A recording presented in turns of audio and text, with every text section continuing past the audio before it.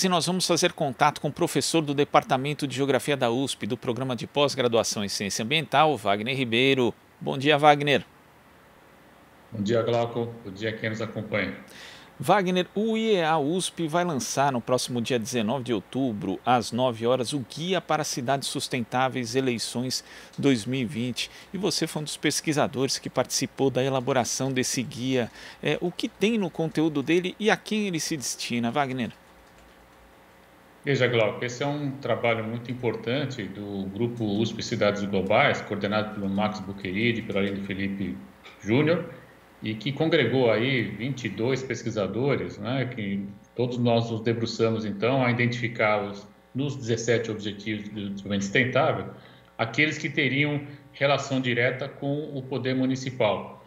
E a partir daí, então, chegamos, né, a uma série de recomendações que podem ser aplicadas tanto por candidatos a prefeito, mas também candidatos a vereadores, e principalmente, esse é o nosso principal foco, né, levar subsídio para o debate público sobre as questões da sustentabilidade nas áreas urbanas.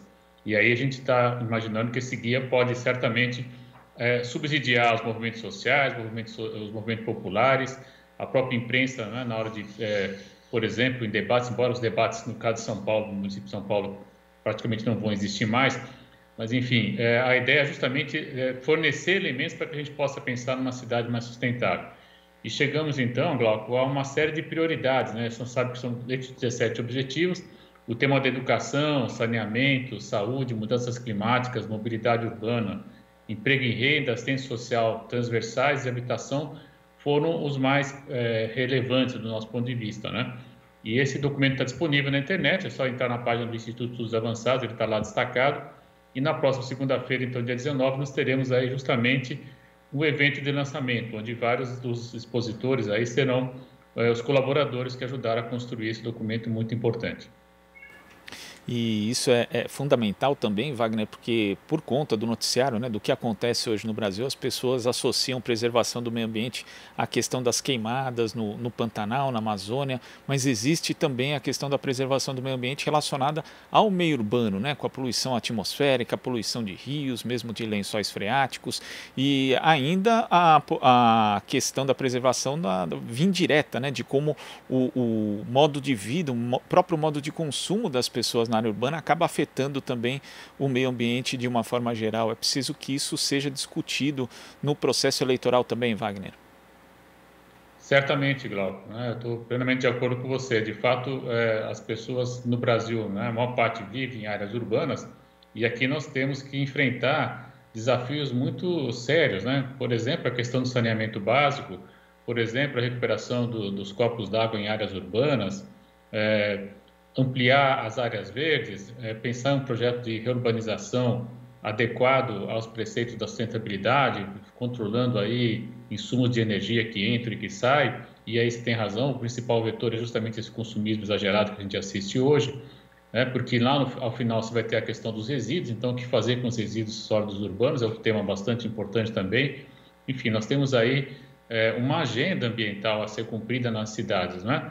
E o tema da poluição que você trouxe tem relação direta, por exemplo, com o que a gente está verificando na Amazônia, né, com o Pantanal, né? Lamentavelmente, a gente recebe a chuva, o que é bom, né? Mas infelizmente agora recebe também a fumaça da poluição gerada lá, ou seja, os incêndios que são gerados a quilômetros, milhares de quilômetros de distância, nos afetam diretamente porque essa fumaça é bem transportada.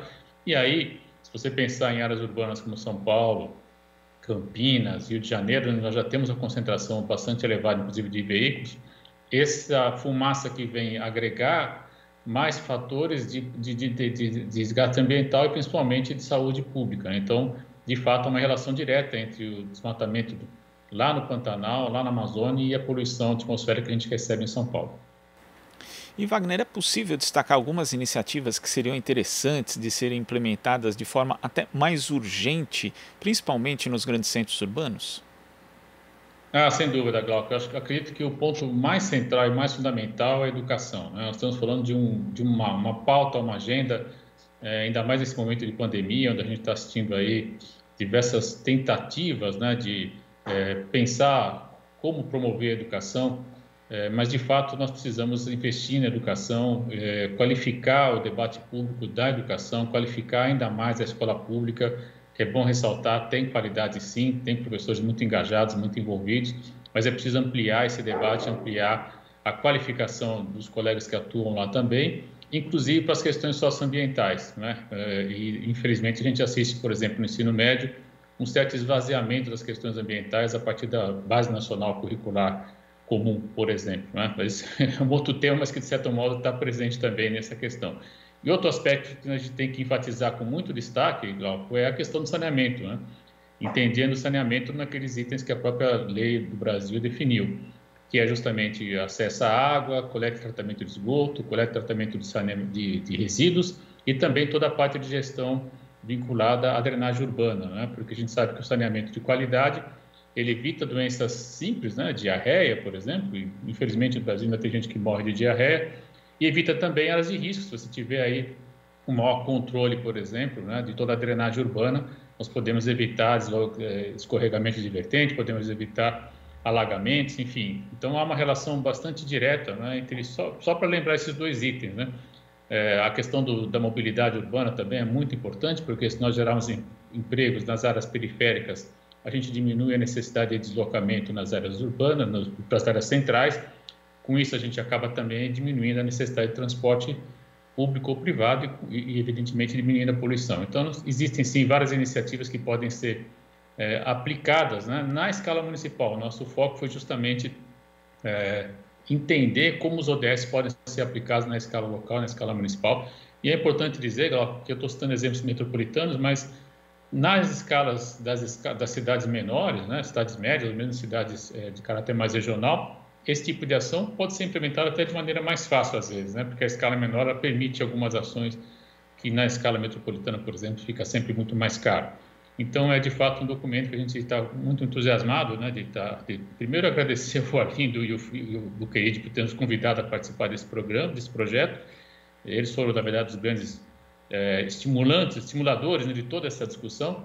E agora teremos, então, na próxima segunda-feira, um lançamento. Eu convido a todos, né, vai estar na página do Instituto de Estudos Avançados, é só entrar gratuitamente, né, e participar, acompanhar a partir das 9 da manhã.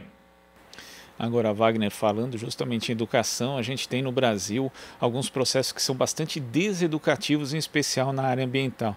Tivemos a declaração da ministra da Agricultura, Tereza Cristina, falando ali da tese do boi bombeiro, né, defendendo a criação de gado do Pantanal, e ontem essa tese foi corroborada pelo ministro do Meio Ambiente, Ricardo Salles, que inclusive negou que haja um desmonte na estrutura do Ministério do Meio Ambiente e da Proteção Ambiental no Brasil.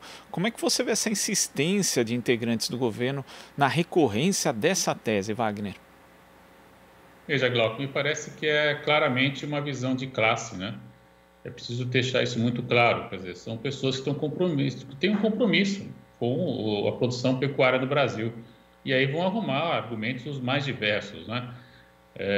O meu avô sempre dizia que advogado é muito bom, porque ele arruma um argumento que você precisa, né? E ele recomendava que nenhum neto se tornasse advogado. Afinal, tenho três primos advogados, mas eu não entendo nada do direito. Na verdade, três, exato. Enfim, mas isso é curioso, porque ele fala, olha, o advogado ele vai buscar o argumento, né? E na verdade, quando a gente vai olhar em termos científicos, né, o que a ministra falou não faz o menor sentido, né? Dizer que gado come parte da palha seca. Se isso estiver ocorrendo, inclusive, ele vai ter problemas até do seu próprio trato intestinal. Então, assim, não é algo que se possa... não é razoável, né, defender esse tipo de ação. É mais fácil, enfim, justificar de outra forma. Mas como eles não têm argumentos, eles vão buscando, né? E sempre tem alguém na ciência que acaba, de algum modo, corroborando ou não esse tipo de... dando algum tipo de abrigo, digamos assim. Porque se tanto por cento for, na verdade... isso pode ter algum ganho. Bom, enfim, nós estamos falando, às vezes, de otimizar a produção, de otimizar algum tipo de resíduo, mas não que isso possa ser, de fato, uma grande fonte de alimentação para o gado, até porque nós sabemos que o gado tem, entre outros problemas, também emissão de metano. Então, a gente podia contrapor, bom, mas o gado emite metano, que é um gás de efeito estufa, e que acaba também, infelizmente, né, contribuindo para o aquecimento global. E o Brasil tem aí um grande rebanho, né? Então, são argumentos realmente de pouca consistência científica, o que é lamentável, né? E Agora, em relação ao ministro dizer que não está destruindo todo o aparato ambiental no Brasil, bom, o Ministério Público já elencou 12 itens, né, até onde eu estou informado, e abriu já um processo, né, com relação a esse ponto, pedindo, inclusive, que esse processo seja levado a julgamento o mais rápido possível, né? Parece que está no Tribunal Regional Federal 1, se eu estou bem informado, e, enfim, a gente espera que o quanto antes essa avaliação ocorra por meio da Justiça para ver, de fato, se há ou não há, né, esse desmonte que o Ministério Público afirma. Não é uma questão da opinião do ministro Salles dizer que sim ou não, ele vai ter que se defender lá, dizer se sim ou se não, mas quando o Ministério Público vem, se eu estou bem lembrado, com mais de 10 procuradores, mostrando que, de fato, há um desmonte, e quando a gente analisa concretamente, a gente verifica, infelizmente, esse desmonte, né? A gente vê, eu já disse aqui, né, deslocamento de profissionais que estavam em linhas de frente, por exemplo, no combate à queimada, a gente assiste um menor estímulo, né, para a criação de unidades de conservação, a gente assiste vistas gordas, né, para desmatamento em terras indígenas, mesmo em unidades de conservação. Então, a gente está assistindo, né, sim, lamentavelmente, um desmonte de todo um aparato legislativo que foi criado no Brasil e que ganhou, inclusive, caráter institucional por meio de órgãos como o IBAMA e o ICMBio. Sem falar em tudo que ocorreu com o CONAMA, né, o Conselho Nacional do Meio Ambiente, onde a gente teve aí uma redução bastante expressiva da sociedade civil, com os resultados que a gente viu recentemente, né, o famoso passa-boiada, né? Elas no início gostam de boi, né? Interessante, ele recorrentemente está usando a expressão de boi, boiada. Enfim, isso deve ter alguma razão, não sei qual, mas de qualquer modo, me parece que a gente tem aí evidências muito claras de que, lamentavelmente, o Brasil perde, sim, muito, né, com esse desamparo que a questão ambiental está tendo no Brasil. E eu insisto, né, com isso a gente não está cumprindo o artigo 225 da Constituição, que é justamente manter o ambiente adequado para as gerações atuais e para as gerações futuras. Então, de fato, é uma afronta também à Constituição brasileira. Tá certo, Wagner. Então, a gente deixa aqui, mais uma vez, queria que você falasse do evento que vai fazer o lançamento do guia, para que as pessoas não percam, Wagner. Muito bom, Glauco. Veja, vai ser na próxima segunda-feira, a partir das 9 da manhã, né? E é um evento gratuito, online, é só entrar na página do Instituto de Estudos Avançados da USP, www.iea.usp.br, clicar lá e acompanhar o evento. Então, teremos a exposição, não vai dar para os 22 falarem, mas, enfim, parte desses colegas estarão apresentando um trecho desse documento, eu, inclusive, vou estar com uma pequena contribuição, e é um momento importante também, pode enviar perguntas, etc. A gente pode ter a chance aí de sempre discutir mais e aprimorar, quem sabe, até o próprio documento. Ele já está disponível, inclusive, na internet também. Nessa mesma página você vai achar lá o guia para cidades sustentáveis. Tá certo, Wagner. Muito obrigado pela sua participação aqui no Jornal Brasil Atual e até a próxima. Até a próxima. Conversamos aqui com o professor do Departamento de Geografia da USP, do Programa de Pós-Graduação em Ciência Ambiental, Wagner Ribeiro. Você está ouvindo Jornal Brasil Atual. As notícias que os outros não dão.